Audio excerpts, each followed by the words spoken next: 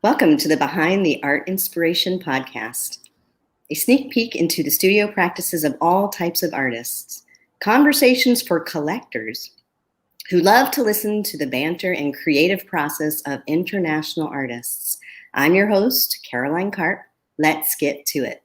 Well, hello, everyone. This is season 2. I'm starting a brand new season. Season 2, episode number 1 of the Behind the Art Inspiration podcast. And in this episode, I'll be traveling virtually from my Safety Harbor studio across the world to Bangladesh and into the studio of fine art photographer and NFT artist, Ashraful Arefin, and he's going to tell me if I pronounce that correctly. But Ash, I'm going to call him Ash, works to capture beauty and emotion within his photographic frames by using magical elements and storytelling. So Ash, thank you so much for joining me today. And I know that our audience is going to have a lot of questions for you. So I'll try and filter those through to you. But tell me how you're doing and a little bit about, I don't know, what is it like living in Bangladesh? I know we didn't talk about that, but sometimes when I visit places, I like to hear just a little bit about where you are in the world. First of all, thank you so much for having me here. And I'm a fine art photographer based in Dhaka, Bangladesh. And, living here has always been, I know that, people say a lot of things about the South Asian lifestyle and all. But personally, I really, really love it here. And the one thing is that, it's very, I would say the lifestyle is very simple. Like the kind of lifestyle we lead. It's more about family oriented. We mostly, like most of the people, they care about their families and mostly about all your life they spend for the well-being of their families. So it's a very simple, sweet kind of lifestyle here. And and I love it here. And one thing is that the food is really, really amazing, especially here in Dhaka. Like we have some really amazing different kind of foods and traditional foods. Dhaka is the city of 400 years old, and it has some really amazing tradition and cultures. And life is very colorful. I would say the best word to describe it would be very colorful. People love colors. People are very, very happy and very warm. And even when I go to photograph on the streets, or if I go to photograph people, it's always a nice experience.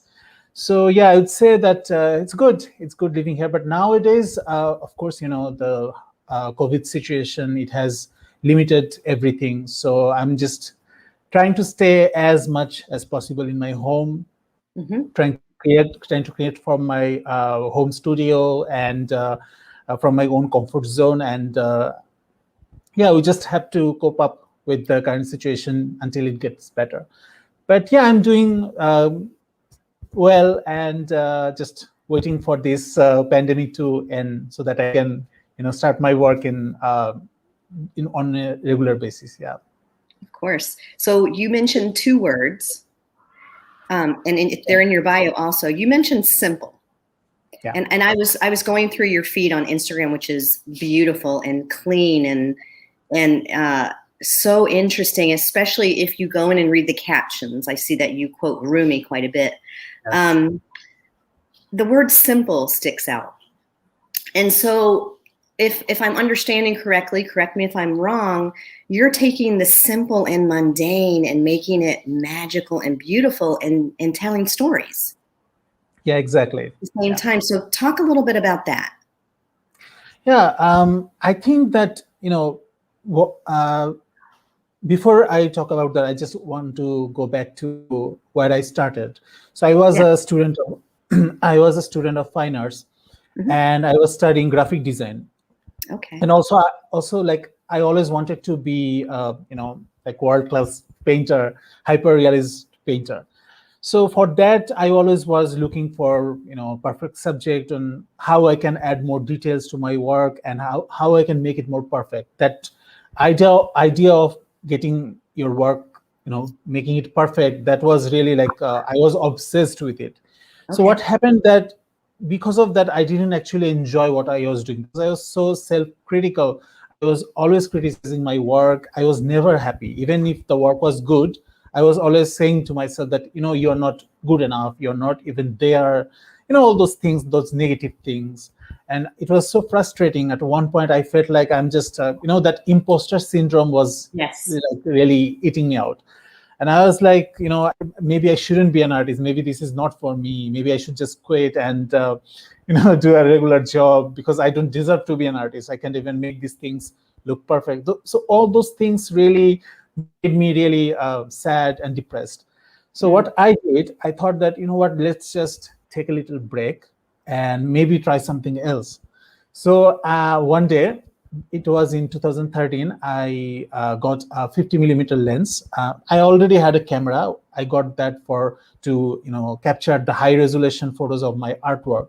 Right. So I just on an instance, I got a 50 millimeter lens, and I started taking like anything I can see. Like I remember the starting at the beginning, I started taking photos of flowers, anything, literally anything I could find. And what happened is that really and I did that without thinking about perfection, without thinking about what people will say, or if it's going to be good or bad. I just did it just for myself, just for the happiness of my soul. And that really, really made me happy. And when I saw that, even if it was a very simple object, very simple, like something like a very simple flower, but the way the light was reflecting, the way the light was working on that subject, or just to see that in a photograph, it really made me realize that, what, sometimes even a simple thing, something really boring, can be beautiful. So that the first thought came into my mind from that. And during that time, what I did, I started doing a 365 photography project. And I was very shy that time. Like, I didn't want to go out of my home to take photos on the street or take photos of people, because I was very, self-conscious, and I just wasn't ready for it. So I started taking everyday objects, for example, like flowers, leaves, or broken bottles, or any kind of still life objects I can find in my home. And I was thinking that how can I add some sort of a little bit of extraordinary elements, some sort of magical elements. Like, how can I make it look like it's enchanted? That's the word I would say. Ah, Like, yes. if yes, like I was thinking, what if? And that time I was watching a lot of Harry Potter movies and magical movies and all, like Tim Burton movies. And I was thinking, okay, if I was a wizard, how would I see this subject or this object? How can I add some magic, or how can I add that enchantment to it? So that idea came into my mind, and I was like, okay, let's try something so that make it looks like that it's a simple everyday object, but it has been touched by a wizard or touched by a magician, something like that. So that idea came into my mind. So I thought, how can I do this thing? So I experimented with colors. I kind of uh, took away I tried some colors that are not usually done in regular still life, or I used different kind of settings or composition. And another thing in my mind was that I wanted to keep it very simple and very minimal. I didn't want to go in the traditional still life way, where you use a lot of different kind of objects for your composition. And I just wanted to take the fundamental, the basic things of a still life photography or a still life painting, I would say more clearly, and just wanted to add my own perspective and my own aesthetics to it. So yeah, from that it started, and those magical elements, the magical thoughts that they came, and yeah, that's how I started everything, and still I'm following that concept and that idea. Yeah. So let's talk a little bit behind the scenes of what happens. You haven't said this word yet, but we were talking about it before we went live. Cinemagraph. So Yeah. you're making cinemagraphs, and so the one image in particular that I want to talk about first is the teacups one. Mm-hmm. And how did you make it stacked where the liquid was flowing from the top to the bottom, and it continues. And there must have been setup and creation and thought process that happened before you got to that finished product. Mm-hmm. Yeah. So, first I want to go back to where it started. I learned about Cinemagraphs back in 2016, and that time I was, surfing on Behance, and I saw some, very fast. That time it was very new, and it's still new. A lot of people don't know about what a cinematograph is. So it's comparatively very new media. So that time I saw some cinemagraphs, and it was, I think it was a fashion cinematograph series. So I saw that thing, and it was very intriguing. Like, I saw that the most of the image is very still, but a small part of the image is moving on a continuous loop, and it just creates that sort of illusion. And I don't know, it was very captivating. So I was very, very inspired by that, and I thought, you know what, it looks so good, and I didn't even know what that time what it is called. So I just researched, and that time there wasn't many lessons or tutorials on the internet. So I, by going through all those works, and finally I found one tutorial that explained how it actually done. So basically what you do, you take a video file, usually how the Cinemagraphs is made, you shoot a little video, for example, for like 10 to 30 seconds of a video footage, and the movement has to be in a continuous loop. For example, maybe a wisp of hair blowing in the wind, or maybe a fabric dancing in the wind, or someone just going from one direction to another on your frame. So basically, it has to be a movement that can be repeated. So first, you need to find that kind of movement. For example, the T stream, it's going in one direction. There is no break. There's one point to another. It's just very easy to create that loop, that continuous loop. So the idea is for Cinemagraph is to give that illusion of a living photo. It will be more clear, like if you have watched Harry Potter movies, there's these living paintings, living magical paintings. They move, very subtle movement. So the first idea came from those paintings. So that's the idea, to give it a impression that when you look at a cinematograph, you'll feel like you're looking at a photo, a still photo, but with some repeated movements, so that it gives you that idea that the photograph is actually alive. It's not just a still photo. So that basic idea came from that. And of course, it took me a long time. Like I would say, at first I wasn't able to create the kind of cinemagraphs I'm creating right now. So I started very simple, and gradually I learned. And nowadays, what I create, what I do, it's mostly a lot of practical effects. For example, for the teacup ones, what I did, first I made them, like I followed basic product photography techniques.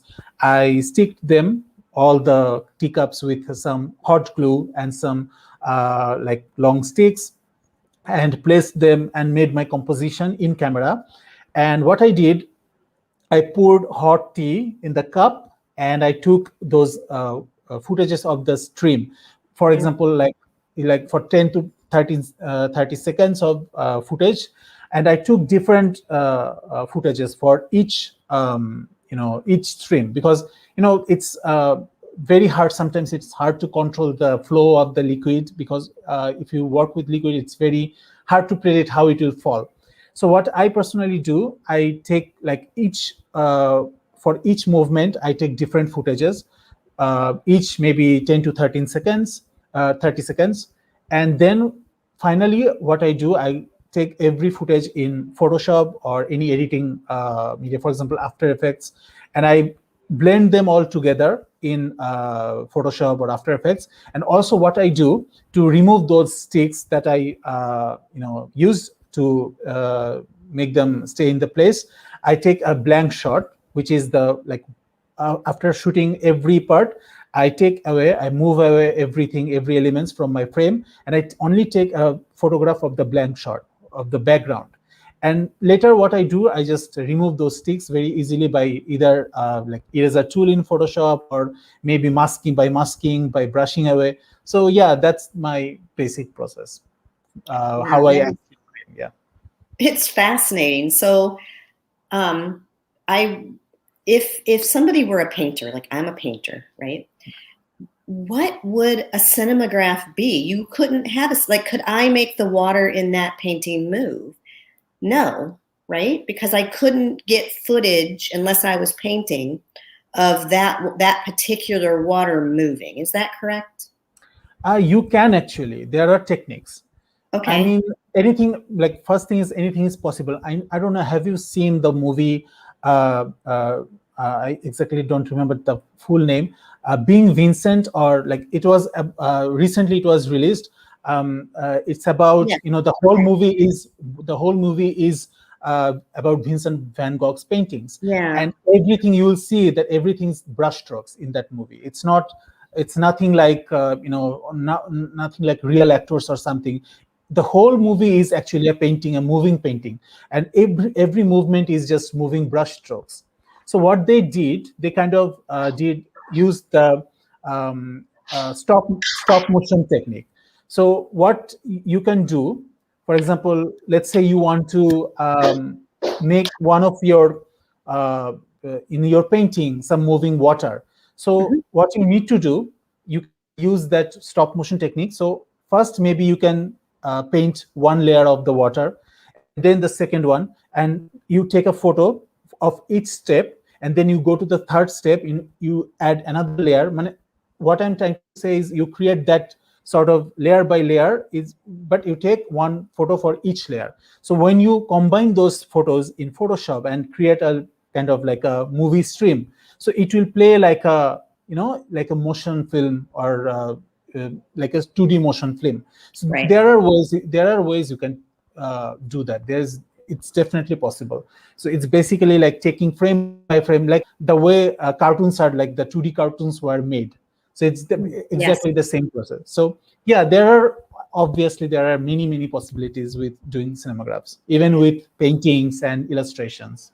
So I think I did the quick technique because jumping into the NFT world, I wanted to animate my artwork, which I did. But I used Motion Leap, Yeah.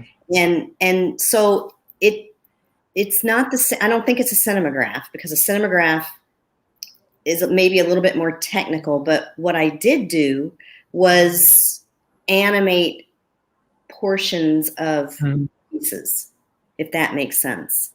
Yeah, Um, sure. And yeah, please continue. so um, that brings us into a little NFT conversation, which many artists I've been speaking to in my latest podcast have been diving into the world of Mhm. NFTs and what that feels like as an artist, and the should I do it, should I not do it, would my art be appropriate, is it not appropriate, um, what's Ethereum, like down to the very basics. It's this brand new, strange world that has a lot of maybe opportunity and Mhm. maybe not. In fact, that's where I think I was in a clubhouse room with you where I heard Yes. some people coaching you on, and they said they would be helping you out. Did that happen? Actually, they said that to reach out to them, and I think that to make that happen, you have to be like before your any of your next drop, you kind of need to reach out to them and tell them, okay, you know what, I'm going to have my next drop. Can you arrange a drop party for me or not? So something like that. And I still haven't done it. I'm still Okay. pretty. I think that I still need to learn a bit more so that I can build up my confidence to reach out to people and say that, you know what, I want to do this.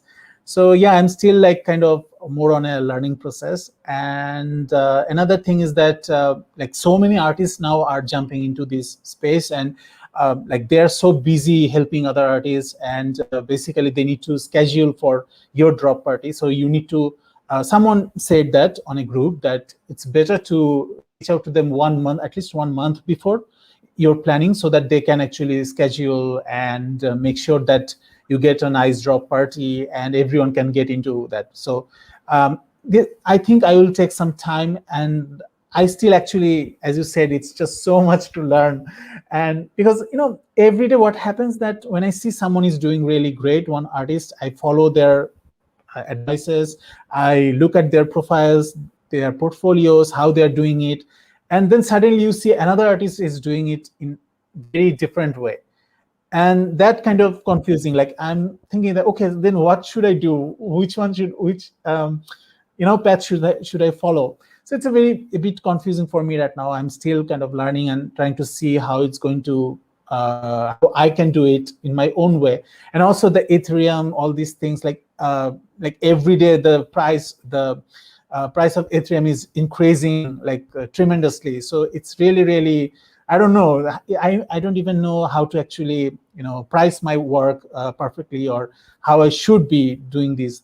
So yeah, it's still, it's exciting, definitely, but at the same time, it's a lot to learn, and I still need to learn a lot of things. So this is why I'm just restraining myself for now to kind of reach out. I think that I need to be a bit more ready so that I can confidently pitch my ideas, pitch my drops to them. So yeah.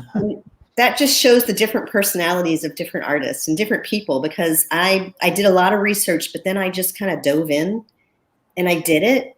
Not to say that I've sold anything yet, but I do have 6 minted pieces. It's on OpenSea. So we'll see. I think I'm going to do research now on the marketing end of it, which is a really big deal. Yeah, and I think that also the community is what I've learned so far. I think the community is very, very important. Like the kind of people you're, having contacts, and like everyone is getting so much involved into this community thing that you have to have those contacts and all, so they can bring the collector to you. And this is one thing very, very, I would say, new for me, because I have always been working alone. And I was more comfortable in the traditional method. You do a work, you submit it to someone, maybe to a client, or maybe to an agency, and they will do the rest of the work for you. I was more comfortable in that way. But now in the NFT world, I'm feeling like I have to do everything from marketing to reaching out to people, to make new friends, to make friends who can actually work for me. So I would say it's a bit intimidating and a lot of work for me, but yeah, I'm learning every day. And I think also it will be a bit more, good thing for me to be a bit more social, because I'm a very, introverted person, and I've always been like, it's very hard for me to get out of my own shell. So yeah, I'm just learning, and I'm really looking forward to see how I can, how I do in this platform. Yeah. How much time do you spend on Clubhouse? Well, I think every day about sometimes even 3-4 hours, or 5-6 hours. Because like last 2 days, because of some of my work, I couldn't be much active. But what happens is, usually, like when you start listening to other people, like time just goes by. You just don't know when the time went. So it happens. I remember before 2 days ago, I was there for like, I think 6 hours. I was just listening and learning about things, and learning about how was people's experiences and all. So yeah, sometimes it can go like a long way. But yeah, I think also I'm trying to learn how to use Discord, because I've learned that many of the collectors and NFT artists are using it, and many of the collectors are actually on Discord. They're like very active there. So I think that tried that yet. I haven't. Now, so explain to me Discord. So there's many different Discords, and you join a Discord, or is there one Discord? What is a Discord? Discord, I think it's mostly about like, you can chat with other people, and also you can do podcasts. And there are like NFT related groups over there. So they have these sections, like if you want to let people know about your NFTs, there's like in the left section, there's this group of NFT shield. So you can post your NFTs. Or there's, if you want to do discussions, you can also go to another group for discussions, that another dedicated group for discussion. So it's more like, I would say, a big chat room for whatever I've seen by far. I'm still learning about this thing. I have never used Discord before, so I'm pretty new to this.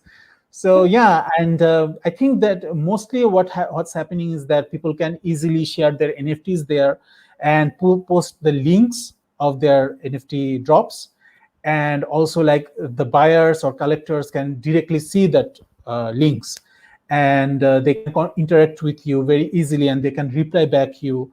So it's more like I would say giant chat room, and there's these dedicated rooms or groups, forums. For example, Foundation has its own forum. Super Rare has its own forum. I think OpenSea also has its own forum where you can go and post your work and say that, hey, look at this. I have posted, I have minted this, or you can interact with other people and the community. So yeah, I think I will spend more time over there in the next few days, just to learn and how I can get involved in the community. But yeah, for now I'm following Clubhouse. I think it's a nice and easy way to get to know with the similar minded people and who are actually working really great things in this NFT platform. Yeah, it feels like I could invent just from this podcast a book of different new language. Yeah. That I didn't know a couple months ago. Yeah, same here. Like every day, like whenever I'm, even if I go to Clubhouse and listen to that for like 30 minutes, I learn something new words, something new things. So yeah, it's a lot to take in, and every day I feel like I'm just a beginner and learning every day so much. Yeah. So, do you go to one specific room, or do you try out, like, what's your favorite room, and then do you do other rooms, or have you found your room? I think I like there's one group, NFT photographers, and Ah. I really like to be there, because the thing is that most of them are photographers like me, and they kind of know the struggles or the kind of problems I personally having. So there are people who are going through the same problems or things as me, and it's actually nice to be know that photography has a place there. And I always wanted, like, when I got introduced to NFT world, I want to mint some of my street photography and some sort of like maybe floral photography, which is basically photography based. So it's nice to know that photography has a place, and also it's becoming popular day by day. Like I'm seeing many of the big collectors actually collecting photography. So it's really nice to be there and learning from those pros, and who has been there for a bit more longer time than me, and knowing their experiences. So it's really I'd say helping to decide which direction I want to go. And also there's, I think, NFT Club, another room. I think there's one. They all do like big drop parties and things, and from every drop party I try to be there whenever I see a drop party is happening, and learn about the artist's experience and how they're doing it, how they are doing their marketing, how they're building their community. So yeah, it's really, I would say, very inspiring, and yeah, it's nice to know these new things, all those clubs. Is there anything else you want to share with us before we are not live? Do you have any of your work with you, by the way? You can't really show your work here because it's digital, correct? Yeah. Yeah. Okay. Did you have anything else you wanted to share? Actually, where can we find your work? Because that would be important. Yeah, sure. My works can be found in my website, which is www.ashrafularefin.com, and also on my Instagram. I mostly post all my works on Instagram. I have actually two Instagram accounts. One is the main fine art account, which is Moshiur Arefin, which we are connected. And another one is my street photography account, which is Ashraful Arefin, and the link is on my Instagram bio. Anyone who is interested, they can find me there. And also I recently have started getting active on Twitter. I post some of my street works, because most of the NFT community is there. So I've started posting my works there also. It's Ashraful Arefin. After Ashraful Arefin, there's a hash. And yeah, that's basically where people can find my works. And I'll put all that in the show notes so people can copy paste that. So I'm gonna let's see. Thank you for being here, and thank you everybody for watching us and listening as I share my love of fun, connection, collaboration, and art. It would be great if you subscribe to this channel so you can see who I'm going to interview each and every week. Being a facilitator of conversation, what I do is I pose an open-ended question to everybody who comes on. In my true Caroline style, I just say, send me a one-sentence blurb about you and what you do as an artist. And then the conversation just flows from there. And hey, I want to mention that I'm an artist too. And it would make my heart sing if you were to go to my website and check out my artwork. I'm going to put my website in the show notes as well.